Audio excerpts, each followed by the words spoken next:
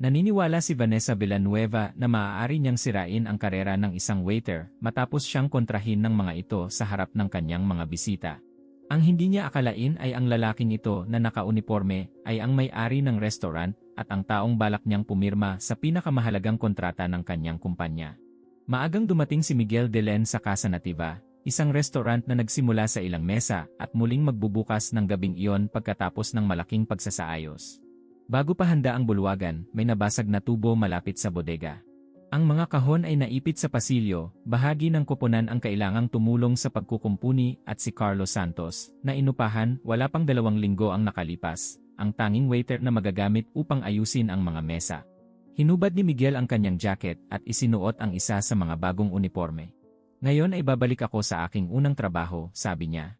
Sinubukan siyang pigilan ni Liza Ramos, ang matree. Mayroon kang mga kontrata na dapat suriin. Sumagot si Miguel, naghihintay ang mga papel. Ang koponan ay hindi. Habang bitbit ang mga pinggan, napansin ni Miguel na kinakabahan si Carlo.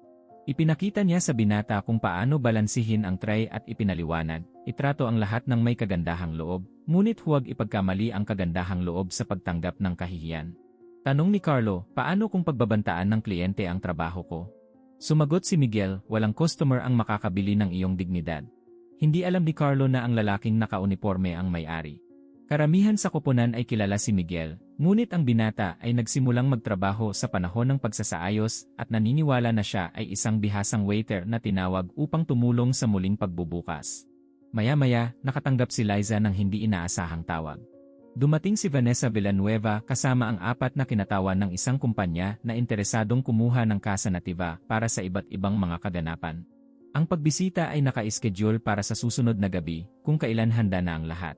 Ipinakita ni Liza ang kumpirmasyon na ipinadala sa pamamagitan ng mensahe, ngunit tumugon si Vanessa sa pamamagitan ng telepono, maaari lang ngayong araw na dumating ang mga bisita ko. Kung gusto ng restaurant ang kontrata, tatanggapin nila tayo. Mahalaga ang panukala, kaya tinanong ni Liza si Miguel kung ano ang dapat nilang gawin. Tumingin siya sa hindi kumpletong pasilyo at nagpa siyang maglagay ng mesa malapit sa mga bintana. Hindi kanya nakita sa personal, naalala ni Liza. Ang lahat ng mga nakaraang pagpupulong ay pinangunahan ng mga kinatawan. Inayos ni Miguel ang kanyang vest at tumugon, kung gayon, huwag mo nang sabihin kung sino ako. Tinanong siya ni Liza kung balak niyang subukan si Vanessa. Hindi. Gusto ko lang makita kung paano niya tratuhin ang mga taong talagang magpapatupad ng kontrata, paliwanag ni Miguel. Makalipas ang ilang minuto, huminto ang isang madilim na sasakyan sa harap ng Casa Nativa. Pumasok si Vanessa nang hindi na naghihintay na may magbubukas ng pinto. Nakasuot siya ng magaan na damit, maingat na alahas at may dalang leather na briefcase. Sumunod malapit sa likuran ang kanyang mga bisita, nakatingin sa mga nakatakip na mesa at mga kahon malapit sa counter. Lumapit si Liza at ipinakita sa kanya ang kumpirmasyon ng pagbisita para sa susunod na gabi. Hindi man lang na-check ni Vanessa ang message. Ang isang tunay na handa na restaurant ay magiging handa anumang oras, sabi niya. Pagkatapos ay tumingin siya sa paligid at nagtanong sa harap ng mga panauhin, ito ba ang kalituhan ang pamantayan ng Casa Nativa? Ipinaliwanag ni Liza na may inihanda ng lugar lalo na para sa grupo. Inabot ni Vanessa ang coat kay Miguel nang hindi nagtatanong kung sino siya. Kunin mo ito at mag-ingat ka. Higit sa ilang buwan ng sweldo mo. Natanggap ni Miguel ang piraso at tumugon, iingatan ko itong ligtas. Tumingin siya sa vest nito at nagtanong, bago ka ba rito? Sinabi ni Miguel na alam niya ang tungkol sa restaurant sa loob ng maraming taon. Tumawa si Vanessa. Kung gayon, dapat mong malaman na kapag dumating ang isang mahalagang customer, ang empleyado ay huminto sa pagkukwento at nagsimulang maglingkod. Narinig ni Carlo ang parirala at naghintay ng ilang reaksyon, ngunit inilagay lamang ni Miguel ang kanyang coat sa nakareserbang lugar at bumalik sa silid. Pinakinggan ni Miguel ang pamumuna habang nagbubuhos ng tubig sa mga baso. Lumapit siya para mag-alok ng isang table na nakaayos na, pero hinarang siya ni Vanessa bago pa siya matapos. Bakit nagsasalita ang waiter? Ang kausap ko ay ang may hawak ng kwarto, anya. Mahinahong tugon ni Miguel, gusto ko lang tulungan kang magkaayos. Itinuro niya ang isang coffee table na protektado pa rin ng takip at sinabing, gusto ko yan.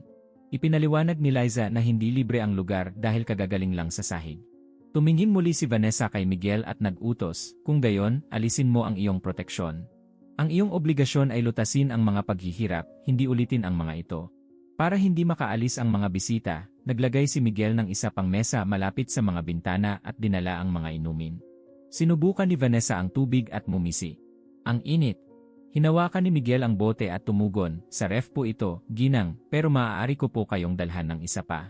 Pilit na inilagay ni Vanessa ang baso sa tray. Kumalat ang tubig at nabasa ang manggas niya. Kung kailangan mong hawakan ang bote upang malaman ang temperatura, hindi ka dapat magtrabaho bilang isang bartender, sabi niya. Sinubukan ng isa sa mga bisita na ipaliwanag na malamig ang inumin, ngunit pinutol siya ni Vanessa. Alam ko kung ano ang naramdaman ko. Nagdala si Carlo ng napkin, ngunit ipinagpatuloy ni Miguel ang paghawak sa tray. Papalitan ko ang tubig, sabi niya. Tanong ni Vanessa, ano ang pangalan mo? Nang marinig niya ang sagot, isinulat niya ito sa isang papel. Miguel, sulitin mo ang unipormeng iyan. Kakausapin ko ang may-ari at sisiguraduhin kong ito ang huling araw mo rito. Tinanong niya, gusto mo ba akong tanggalin sa trabaho dahil sa temperatura ng tubig na hindi mo man lang pinayagang baguhin ko? Sumagot si Vanessa, gusto kitang tanggalin dahil iniisip mo pa rin na maaari mo akong tanungin. Bago magpatuloy, tumugon sa mga komento, kung ikaw ang nasa posisyon ni Miguel, ihahayag mo ba kaagad na ikaw ang may-ari? Sumulat ng o hindi at sabihin sa amin kung saan ka nanonood. Bulong ni Carlo na hindi na kailangang tiisin ni Miguel, ngunit hiniling niya sa binata na manatiling malapit. Inabot ni Vanessa ang folder sa isa sa kanyang team at inutusang simulan na ang pagtikim. Ipinaliwanag ni Liza na ang muling pagbubukas na menu lamang ang inihahanda sa kusina, ngunit 3 pagpipilian ang maaaring ihain. Pinili ni Vanessa ang mga pinakakomplikado, inalis ang mga sangkap, idinagdag ang iba at nagbabala. Kung ang unang ulam ay tumatagal ng higit sa 15 minuto, ang negosasyon ay tapos na. Isinulat ni Miguel ang lahat at pumunta sa kusina. Ang ulam ay lumabas sa oras at may magandang presentasyon. Sinubukan ni Vanessa ang isang maliit na bahagi at itinulak ang plato. Ito ay maalat. Sinubukan ito ng isang panauhin at nagkomento na tila balanse ang panimpla, ngunit binigyan siya ng matalim na tingin. Inalok ni Miguel na palitan ang pagkain. Ayoko ng ibang ulam. Gusto ko yung manager, sagot ni Vanessa. Nagpakilalang muli si Liza bilang ang namamahala sa serbisyo. Itinuro ng negosyanteng babae si Miguel at sinabi, gusto ko ng isang may otoridad na makapagpaalis sa taong ito. Tinanong ni Liza kung talagang gusto ni Vanessa na matakpan ang pagtikim ng ulam na inaprubahan ng ibang bisita. Huwag mong subukang ipakita sa akin ang nararamdaman ko, ang sagot ng babaeng negosyante. Inalis ni Miguel ang pagkain at nagdala ng bagong bahagi na may kaunting pampalasa. Sinubukan ito ni Vanessa at sinabing, ngayon naman ay wala itong lasa. Sinadya niya yon dahil nainis siya. Sumagot si Miguel, ang paghahanda ay naayos ng eksakto tulad ng iyong hiniling. Tinulak niya ang plato ng ilang pulgada.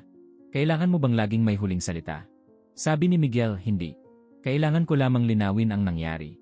Tumingin si Vanessa sa mga bisita at sinabing, kita niyo.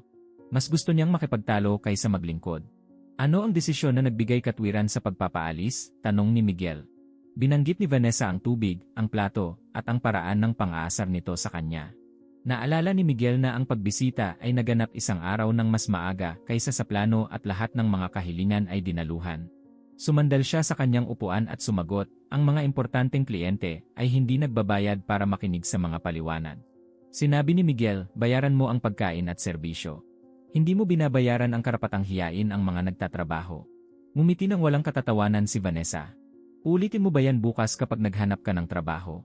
Napagtanto ni Liza na tatapusin na ni Miguel ang pagbisita, ngunit tumingin siya sa folder ng panukala at nagpa siyang maghintay. Ang deal ay kumikita at pipilitin ang koponan na magtrabaho kasama si Vanessa sa loob ng maraming buwan. Sapat na ang nakita ni Miguel para maghinala sa pagsasamahan na yon, ngunit gusto niyang malaman kung hanggang saan ang mararating nito kapag naniwala siyang may kausap siyang walang kapangyarihan. Tahimik na tanong ni Carlo, bakit hindi mo tawagan ang may-ari at tapusin ito? Sumagot si Miguel, dahil kailangang malaman ng may-ari ang katotohanan bago ilagay ang pangkat na ito sa ilalim ng kanyang utos. Hindi na intindihan ng binata ang parirala, ngunit napagtanto niya na hindi lamang nag-aalala si Miguel sa kanyang sariling gawain. Sa tapat ng mesa, sinabi ni Vanessa sa mga bisita na nalaman lamang ng mga empleyado kapag natatakot silang mawala ang isang bagay. Nakinig si Miguel at naunawaan na ang kanyang saloobin ay hindi bunga ng masamang tanghalian. Iyon ang paraan na pinaniniwalaan niyang dapat pamunuan ang mga tao. Umorder si Vanessa ng kape at iginiit na si Miguel ang magsilbi sa kanya. Habang inilalagay niya ang tasa sa mesa, inilipat ng isa sa kanyang koponan ang kanyang upuan at hinawakan ang kanyang braso.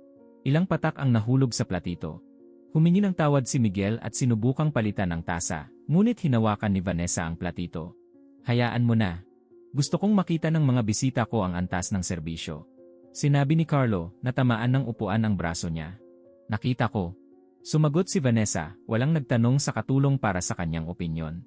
Kinuha niya ang isang kwenta ng pera, pinasadahan niya ito sa basang bahagi ng platito, at ibinagsak ito sa paanan ni Miguel. Ang tip mo, kunin mo at linisin ang mesa. Natahimik ang kwarto. Isang hakbang pasulong si Carlo, ngunit pinigilan siya ni Miguel ng 1 kilos. Tinuro ni Vanessa ang lupa. Ano pang hinihintay mo?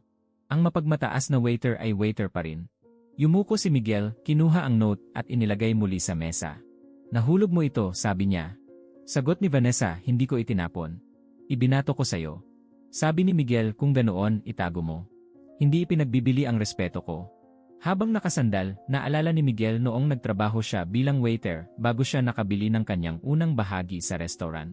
Noon, tumanggap siya ng mga customer sa pamamagitan ng pagpitik ng kanyang mga daliri, pagbibiro tungkol sa kanyang uniforme, at pag-iwan ng mga barya sa sahig para pulutin niya. Kailangan niya ang sweldo at naniniwala na ang pagtitiis sa lahat ay bahagi ng trabaho. Makalipas ang maraming taon, naalala pa rin niya ang pakiramdam ng pag-uwi na may dalang pera sa kanyang bulsa at kahihiyan sa kanyang dibdib.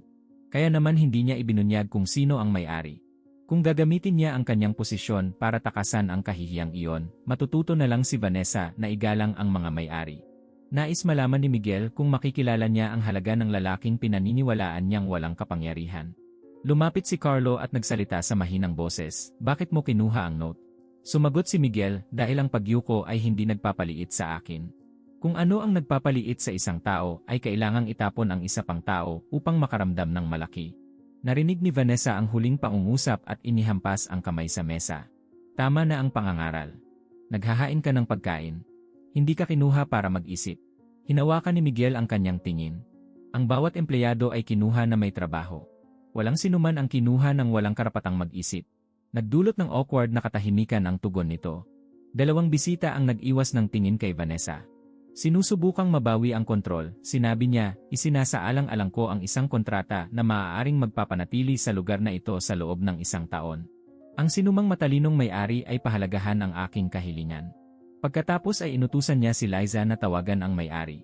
Sumagot ang matre siya ay lilitaw sa tamang panahon. Tumawa si Vanessa.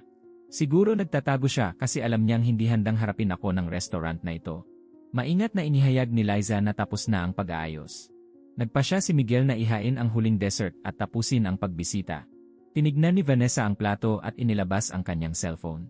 Ngayon makikita ng lahat kung paano tinatrato ng Casa Nativa ang customer, anunsyo niya. Nagsimula siyang mag-record nang hindi binabanggit na dumating siya sa maling araw. Sa harap ng kamera, inilarawan niya ang restaurant bilang hindi organisado at Miguel bilang agresibo. Pagkatapos ay inikot niya ang aparato patungo sa kanya. Sabihin sa madla kung bakit iniisip ng isang waiter na kaya niyang harapin ang isang customer. Huwag ay film ang mga empleyado ng walang otorisasyon, tanong ni Miguel. Tanong ni Vanessa, natatakot ka ba? Sagot niya, hindi ako natatakot sa buong larawan. Natatakot ako sa gusto mong putulin. Tinapos niya ang video at nagbabala, hindi ko pa ito ipapublish. Ang may-ari ay may hanggang sa pagsisimula ng gabi para magpaalam, humingi ng paumanhin at tanggapin ang aking mga kondisyon. Kung hindi, libu-libong tao ang makakaalam ng aking bersyon. Gustong makialam ni Liza, ngunit hiniling siya ni Miguel na maghintay. Ginagawa mo bang kondisyon ang kontrata sa pagtanggal sa akin? Tanong niya.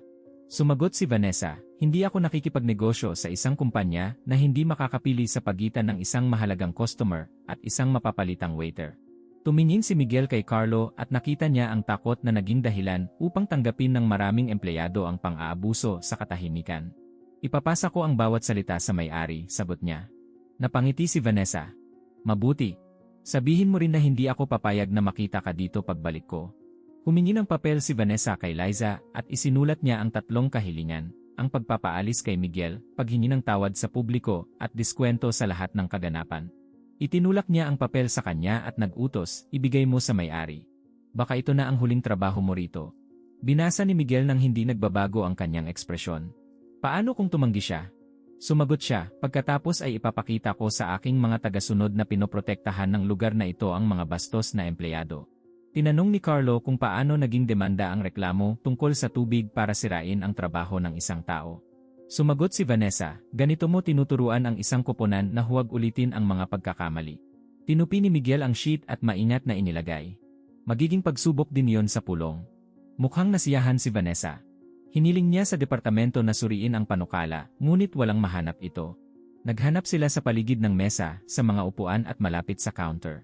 Nasa loob ang mga kondisyon ng kontrata at komersyal na impormasyon na hindi dapat malaman ng iyong mga bisita bago pumirma. Nagbago ang ekspresyon niya. Sa halip na tanungin kung sino ang huling yumakap sa kanya, itinuro niya si Miguel. Siya ay nanatili malapit sa mesa habang tanghalian. Lumapit si Carlo at nagtanong sa mahinang boses, sa tingin mo ba ay akusahan ka niya? Hiniling sa kanya ni Miguel na manatili sa tabi ni Liza at huwag hawakan ang anumang mga bag. Kung aalis ako ngayon, gagawin niyang pagkakasala ang takot, paliwanag niya. Sumagot si Carlo, ngunit wala kang pera o kapangyarihan na kunin ang isang babaeng tulad niyan. Tumingin sa kanya si Miguel at tiniyak, huwag kang mag-alala. Hindi niya sisirain ang sinumang empleyado ng bahay na ito. Hindi maintindihan ng binata kung paano nagagawa ng isa pang waiter ang pangakong iyon. Hindi ko hinawakan ang folder, sabi ni Miguel. Tanong ni Vanessa, bakit ako maniniwala sa lalaking nagbanta lang sa akin? Sinabi ni Carlo na nakita niya ang isang tao mula sa kanyang kuponan na inilapit ang folder sa mga bintana. Sinabihan siya ni Vanessa na tumahimik at inakusahan ang dalawang waiter na pinoprotektahan ang kanilang sarili. Pagkatapos ay hiniling niya, isara ang mga pinto at hanapin ang mga bag ng mga empleyado. Inutusan ni Vanessa si Miguel na ilabas ang kanyang mga bulsa sa harap ng mga bisita. Tumanggi muli si Liza, ngunit isang maliit na kwaderno, panulat, at sheet na may hinihinging resignation lamang ang inilagay niya sa mesa. Wala sa akin ang folder. Tinuro ni Vanessa ang service hall. Maaari kong itago ito kahit saan. Tanong ni Miguel, kung makikita sa mga kamera na hindi ko siya hinawakan, hihingi ka ba ng tawad sa harap ng mga taong nakarinig ng akusasyon? Tumugon siya, kapag nakita nila ang folder, makikita natin kung sino ang dapat humingi ng tawad. Iminungkahi ng isa sa mga bisita na hintayin ang mga imahe, ngunit hindi na hinahanap ni Vanessa ang bagay. Naghahanap siya ng paraan para manalo sa argumento. Naglakad siya papunta sa counter at sinubukang pumasok sa hallway na nakalaan para sa mga empleyado. Hinarang ni Liza ang daan. Hindi ma-access ng mga customer ang lugar na ito. Itinaas ni Vanessa ang kanyang cellphone at nagbanta na magre-record muli. So pinipigilan mo akong maghanap ng mga dokumento ko? Tumugon si Miguel, pinoprotektahan namin ang kusina at ang mga taong nagtatrabaho dito. Ipapakita ng mga kamera kung ano ang nangyari. Tinuro niya ito. Nagsalita ka na parang ikaw ang namumuno sa lugar na ito. Sinabi ni Miguel, nagsasalita ako tulad ng isang taong nakakaalam ng mga patakaran. Tumawa si Vanessa. Pagbalik ko, hindi ka man lang papasukin sa pintong ito. Tumanggi si Liza. Walang ituturing na kriminal ng walang ebidensya. Tignan natin ang mga kamera. Ayaw maghintay ni Vanessa. Binuksan niya ang recording at inanunsyo na nawala ang ilang kumpidensyal na dokumento matapos siyang harapin ng isang waiter. Lumapit si Miguel. Maaari kang magsampa ng reklamo, ngunit hindi mo ako maaaring akusahan sa publiko nang hindi alam ang mga katotohanan. Sumagot si Vanessa, ang mga katotohanan ang unang paniniwalaan ng mga tao. Itinutok niya sa kamera ang pangalang nakaburda sa kanyang vest at inulit, Miguel. Huwag mong kalimutan ang pangalang iyon. Bago matapos i-access ni Liza ang mga recording, iniligpit ni Vanessa ang kanyang cellphone. Hindi na ako mag-aksaya pa ng oras. Babalik ako sa pagsisimula ng gabi para pumirma ng kontrata sa may-ari. Hanggang doon, gusto kong umalis dito ang aking briefcase at ang lalaking ito. Sumagot si Miguel, hindi pa napapatunayan ang akusasyon. Tumayo siya at sinabing, kung matalino ang may-ari, ang pagpapaalis niya ay magiging patunay na naniniwala siya sa akin. Nang madaanan niya si Carlo, nagbabala siya, piliin mo ng mabuti kung sino ang sinusubukan mong ipagtanggol. Bukas ay wala na siya rito. Umalis si Vanessa kasama ang mga bisita at nag-post ng video bago sumakay sa kotse. Ipinakita sa recording si Miguel na humihiling sa kanya na huwag mag-film, ngunit itinago niya ang natapong tubig, ang pera na itinapon sa lupa at ang pagdating sa maling araw. Sa caption, sinabi niyang sinubukan siya ng waiter na takutin ilang sandali bago mawala ang mga kumpidensyal na dokumento. Sa loob ng ilang minuto, ang mga hindi kilalang tao ay nagsimulang humingi ng kanyang pagbibitiw. Nang magsara ang pinto, nagtanong si Carlo, bakit hindi mo sinabi sa amin kung sino ka? Sumagot si Miguel, dahil alam ko na ngayon kung paano mo tinatrato ang isang tao kapag sa tingin mo ay hindi sila makakapag-react. Naalala ni Liza na ang akusasyon ay maaaring makapinsala sa muling pagbubukas. Hiniling ni Miguel ang kumpletong mga pag-record at sinabi, hindi kami magtatalo sa mga social network. Ang katotohanan ay ipapakita sa harap ng lahat ng mga dumating upang pumirma sa kontratang ito. Sa sumunod na ilang oras, nawala ang mga kahon, nakaayos na ang mga mesa, at nagsimulang dumating ang mga pamilya ng mga empleyado para sa pagdiriwang. Pinagpatuloy ni Miguel ang pagsuot ng uniforme. Nag-aalala pa rin si Carlo. Sa ibang trabaho ko, laging nananalo ang mga makapangyarihang tao, pag-amin niya. Sumagot si Miguel, nakapag-publish muna siya. Hindi ibig sabihin na siya na ang huling salita. Nakilala ng ilang kamag-anak si Miguel at tinanong siya kung bakit patuloy na nagtatrabaho bilang waiter ang may-ari.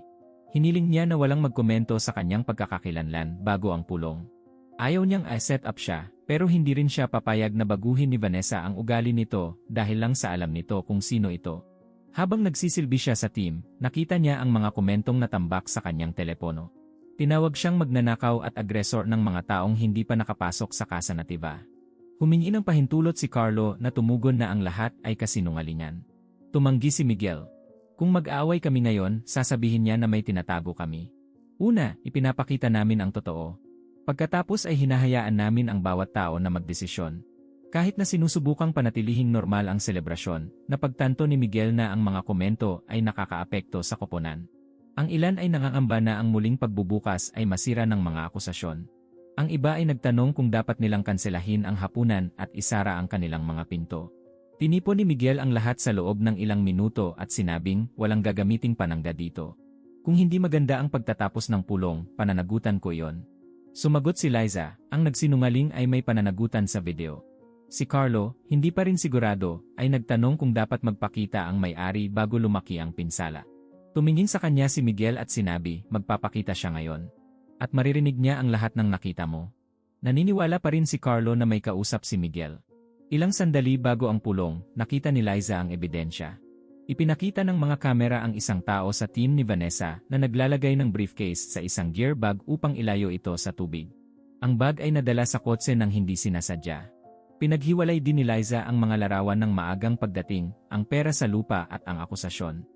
Inilagay ni Miguel ang lahat sa tabi ng kontrata at mga mensaheng nagpapatunay sa tamang petsa. Nagpakita si Carlo ng mga komento na tinawag na magnanakaw si Miguel at tinanong siya, paano ka mananatiling kalmado? Sumagot si Miguel, hindi ako mahinahon. Hindi ko lang ibibigay ang aking desisyon sa galit. Pagkatapos ay tumingin siya sa kanyang relo at idinagdag, panahon na para makilala ni Vanessa ang lalaking sinubukan niyang paalisin. Sa pagsisimula ng gabi, bumalik si Vanessa sa Casa Nativa. Inaasahan niyang makikitang walang laman ang silid, ngunit nakita niya ang mga empleyado na may kasamang mga miyembro ng pamilya at isang mesa na nakalaan para sa pulong. Nakita ng kanyang mga bisita ang video at tila hindi komportable. Nagtanong ang isa sa kanila, nakumpirma ba ang paratang na pagnanakaw? Sagot ni Vanessa, bahala na ang may-ari. Kapag natanggal ang waiter at napirmahan ang kontrata, magpo-post ako ng update. Nagsalita siya na parang napagdesisyonan na ang kasalanan ni Miguel at ang kinabukasan ng restaurant. Pinangunahan ni Liza ang grupo sa mesa at ipinaalam sa kanila na lalabas na ang may-ari sa loob ng ilang minuto. Umorder si Vanessa ng inumin at sinabing, gusto ko ng isa pang waiter.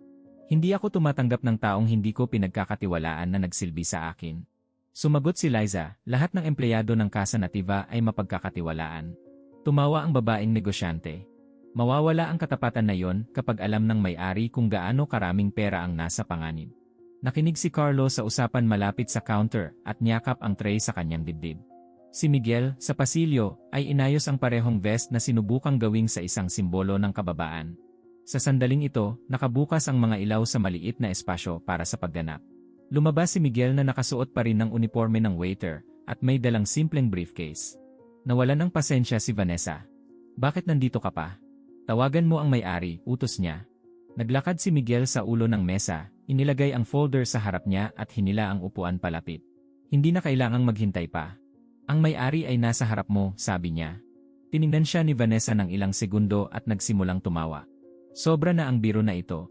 Binuksan ni Miguel ang folder at inilagay sa mesa ang dokumento ng ari-arian, ang proposal na ipinadala ng kanyang kumpanya, at ang mga mensaheng nagpapatunay sa pagbisita para sa susunod na gabi. Ang pangalan ko ay nasa unang pahina ng kontratang pinuntahan mong lagdaan, sabi niya. Inilabas ni Vanessa ang dokumento at nakita ang pirma ni Miguel Delen. Ipinaliwanag niya na siya ay ganap na namamahala sa Casa Nativa sa panahon ng pagsasaayos. Naglingkod siya dahil ang isang problema ay nagpapahina sa koponan, hindi dahil gusto niyang linlangin ang sinuman. Nawalan ng kulay ang mukha ni Vanessa. Tumingin siya kay Liza. Totoo ba yun? Sumagot ang matre si Miguel Delen ang may-ari ng Casa Nativa. Nakilala ng isa sa mga bisita ang pangalan at nagtanong kung bakit walang nagpakilala sa kanya. Ipinaliwanag ni Miguel, gagawin ko ang pagtatanghal sa pulong na naka-schedule para bukas. Ang babae ay dumating ng maaga, nagsimulang magbigay ng mga order, at hindi kailanman nagtanong sa akin kung sino ako. Sinubukan ni Vanessa ng umiti. Tapos nagkaroon ng hindi pagkakaunawaan.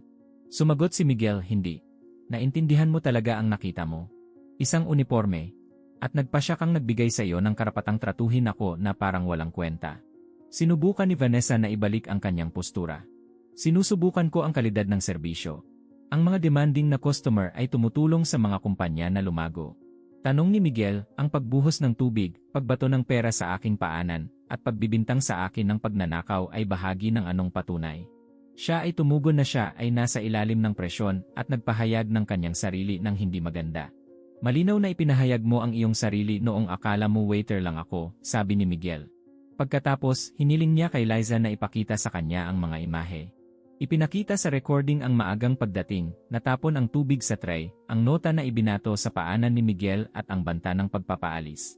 Pagkatapos ay lumitaw ang isang tao mula sa koponan ni Vanessa, inilagay ang folder sa bag ng koponan upang maprotektahan ito mula sa tubig. Ipinakita ng pangalawang kamera kung paano nila dinala ang bag sa kotse. Iniulat ni Liza na ang folder ay ibinalik ng buo.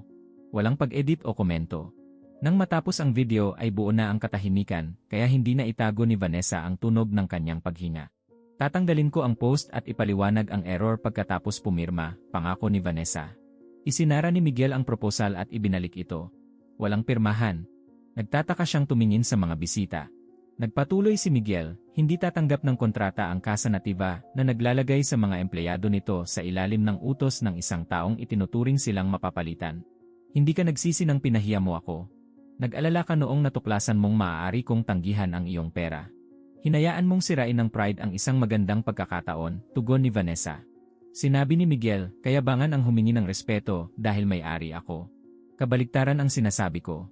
Dapat pareho ang paggalang sa akin, kahit noong inakala mong umaasa ako sa tip.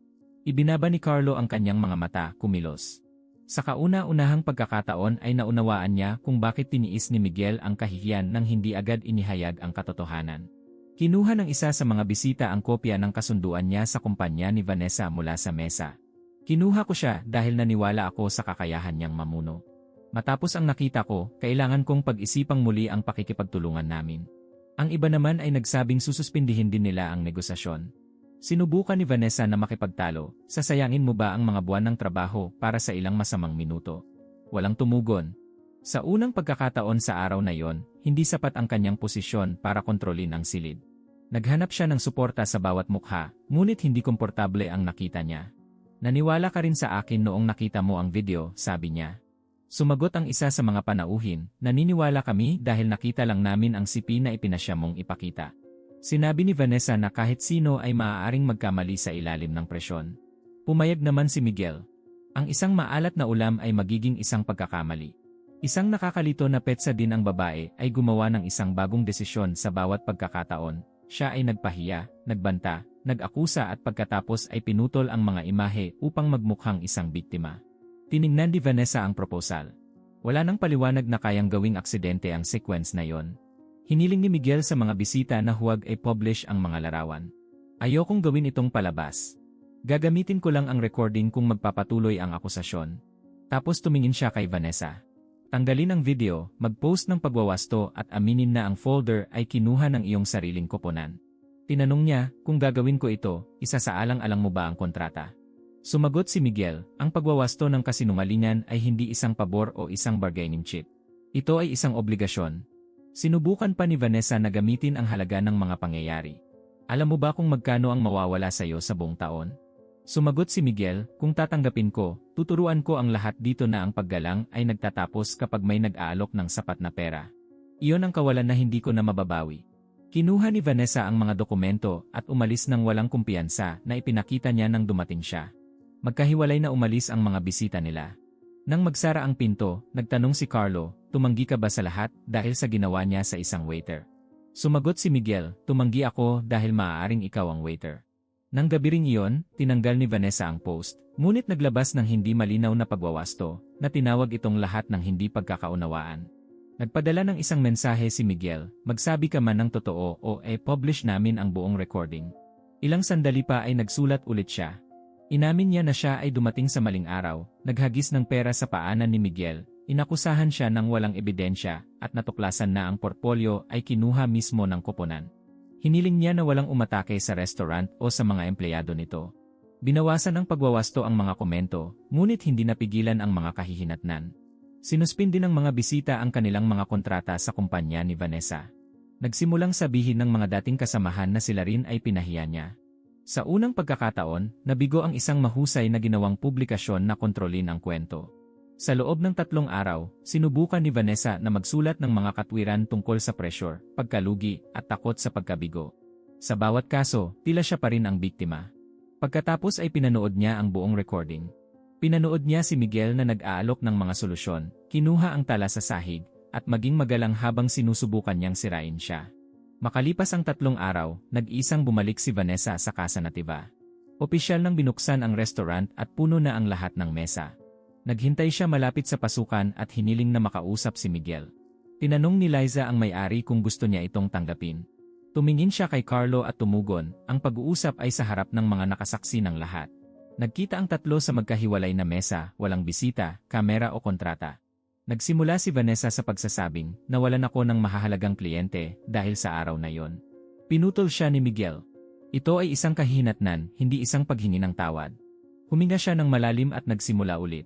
Nagbuhos ako ng tubig, naghagis ng pera sa kanyang paanan at ginamit ang aking mga tagapakinig para akusahan siya. Ginawa ko ang lahat dahil naisip ko na ang aking salita ay higit na nagkakahalaga kaysa sa isang waiter. Tapos tumingin siya kay Carlo. At sinabi kong tumahimik ka dahil ang katotohanan mo ang humadlang sa kwento ko. Nagkamali ako. Tanong ni Miguel, kung hindi ako ang may-ari, nandito ka ba? Matagal bago sumagot si Vanessa. 3 araw na ang nakalipas, hindi. Akala ko sapat na ang pagtanggal ng video. Naglagay siya ng nilagdaang pahayag sa mesa na binawi ang anumang akusasyon at nag-alok na ayusin ang pinsala. Hindi ako niloko ng uniforme. Ipinakita lang nito kung sino ako kapag iniisip kong hindi ko kailangang igalang ang isang tao. Sinabi ni Carlo na maaari niyang tanggapin ang paghingi ng tawad, ngunit hindi niya makakalimutan kung gaano kadali nitong sinubukang sirain ang trabaho ng isang tao. Pumayag naman si Miguel. Ang pagpapatawad ay hindi nangangahulugan ng pagbabalik ng kontrata. Tumango si Vanessa at sumagot, alam ko. Hindi ako naparito para hingin yon. Sa unang pagkakataon ay umalis siya sa Casa Nativa nang hindi humihingi ng anuman. Sa mga sumunod na linggo, nakahanap ang restaurant ng iba pang mga kasosyo at pinanatili ang lahat ng nakaplanong petsa. Tinukoy ni Miguel na ang sinumang empleyado ay maaaring huminto sa pagbibigay ng mapang-abusong serbisyo nang walang takot na matanggal sa trabaho.